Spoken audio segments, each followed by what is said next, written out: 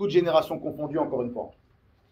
Vous avez entendu dans la khutbah d'aujourd'hui les versets et les hadiths sur lesquels se sont reposés la grande majorité des savants de l'islam, comme je l'ai évoqué dans la khutbah, les imams des 4 grandes écoles juridiques, la plus grande ou la grande majorité des savants de l'islam, pour affirmer que la musique est interdite en islam. Ceci est la parole de la plupart des savants de l'islam et à leur tête les imams des 4 grandes écoles juridiques, l'imam Abu Hanifa, l'imam Malik ibn Anas, l'imam Muhammad ibn Idris al-Shafi'i et l'imam Ahmad ibn Muhammad ibn Hanbal al-Shaybani, rahmatullahi alayhim ajma'in. Ils sont d'accord pour dire que la musique est interdite. Je vais détailler un petit peu dans cette assise certaines ambiguïtés que peuvent rencontrer certaines personnes par rapport à cette interdiction. D'abord, je rappellerai rapidement certains de ces versets que j'ai évoqués dans la khutbah et certains de ces hadiths pour que nous les comprenions bien et que ceci soit ancré en nous. Premièrement, nous voyons que Allah tabaraka wa ta'ala dit dans son livre, dans le sens de ses paroles, dans Surat Luqman, et parmi les hommes, il est quelqu'un qui, dénué de science, achète de plaisants discours pour égarer hors du chemin d'Allah et pour le prendre en raillerie. Ceux-là subiront un châtiment avilissant. Abdullah ibn Mas'ud, comme beaucoup d'autres que lui parmi les compagnons et ceux qui les ont suivis dans le bien, ont évoqué que ce qui est voulu ici, par sa parole, tabaraka wa ta'ala, dans le sens ici bien sûr, il en est des gens qui, dénués de science, achètent de plaisants discours pour égarer hors du chemin d'Allah. Beaucoup de gens parmi les compagnons et les tabi'in ont dit que ceci était la musique. Abdullah ibn Mas'ud jurait, il jura par 3 fois que ce plaisant discours qui est acheté pour égarer hors du chemin d'Allah est la musique, al-rina. Et Al-Hassan al-Basri, rahimahullah, disait, ce verset fut descendu à propos des chants et des instruments de musique. De même que l'imam al-Barawi, rahimahullah, j'ai évoqué la parole de l'imam al-Barawi, même si ces paroles-là, vous les trouvez dans l'ensemble des tafsirs, comme le tafsir de Al-Hafid ibn Kathir, de même que le tafsir de l'imam ibn Jarir et autres que cela parmi les tafsirs connus et reconnus. Mais j'ai évoqué la parole de l'imam al-Barawi, car à ce moment-là, dans l'explication de ce verset, il insista en rappelant beaucoup de paroles sur l'interdiction de la musique. Il dit, le sens de ce verset est qu'il remplace le Coran par les chants, la flûte et les instruments de musique.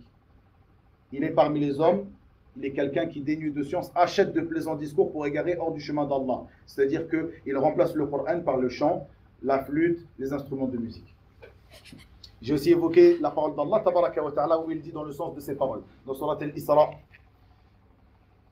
excite par ta voix, donc Allah Azza wa Jal s'adresse à Shaitan, excite par ta voix ceux d'entre eux que tu pourras, rassemble contre ta cavalerie et ton infanterie, associe-toi à eux dans leurs biens et leurs enfants et fais-leur des promesses. Or le diable ne leur fait des promesses qu'en tromperie. Ici, excite par ta voix, bisautika, ici, plusieurs savants de l'exégèse, parmi les compagnons et les suiveurs, ont dit que la voix de Shaitan, ici, ce qui est voulu, c'est la musique.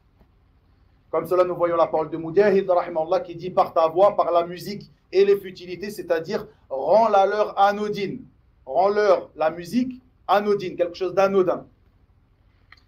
Et autre que cela parmi les versets que j'ai évoqués. Parmi les hadiths que j'ai évoqués, nous trouvons ce hadith qui est rapporté dans le Sahih de l'imam al-Bukhari, rahimahullah, où le prophète sallallahu alayhi wa sallam dit dans le sens de ses paroles, il y aura certainement dans ma communauté des gens qui rendront licite la fornication, la soie, le vin et les instruments de musique. Le hadith est clair. Et nous voyons que le prophète sallallahu alayhi wa sallam a dit ici, rendront licite. Ce qui veut dire, ce qui indique clairement que ces choses sont interdites à la base, puisqu'ils le rendent licite.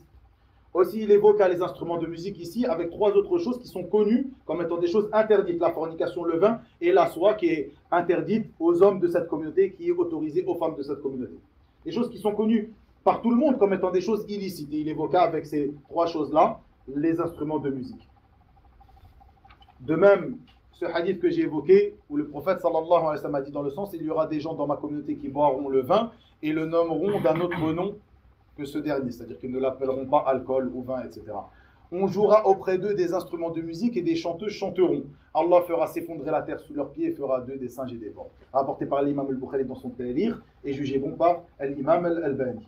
De même que ce hadith rapporté par Anas ibn Malik, radiyallahu anhu, le messager d'Allah sallallahu alayhi wa sallam a dit, deux sons sont maudits dans cette vie comme dans l'autre.